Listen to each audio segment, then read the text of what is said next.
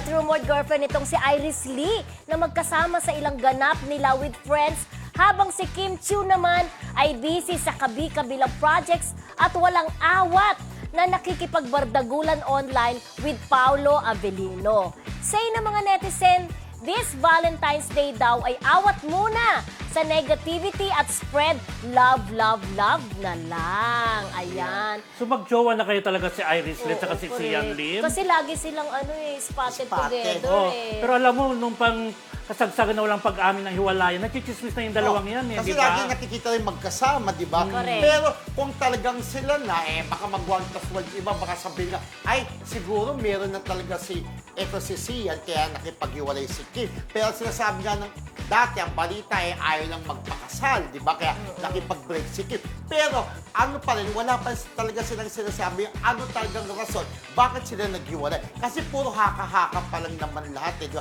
Pero kung sila na ni Iris, parang si Kim naman, parang masaya naman kay Paolo Avellino. Kung true man, Anong Paolo Avellino? Grabe ka, may Janine na naliling dyan. Wala pang Makapartner lang sila. confirmation. Makapartner lang sina Nalilig pa lang, pero wala pa rin pag-amin, di ba? Hindi friendship. Si Janine. Si Janine talaga sa si Paolo yung talagang nakikismis na talagang Na magjowa. magjowa. Oo, Si correct. Kim Chiu, partner lang, sa On lang. screen. At saka yung anong serie nila, yung Yung What's Wrong with Secretary Ayun. Kim.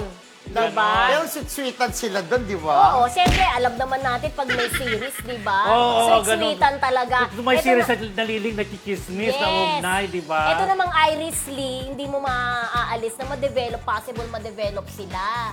Di ba? Dahil nga nagkakatrabaho sila, producer ito eh. Pero ang sabi ko, wala pa rin naman pag-amin si Janine at si Paolo. Oo, tama, Diba? tama Until naman. now. Correct. Oh, So, yes. umaasa pa ang mga Kim Pao.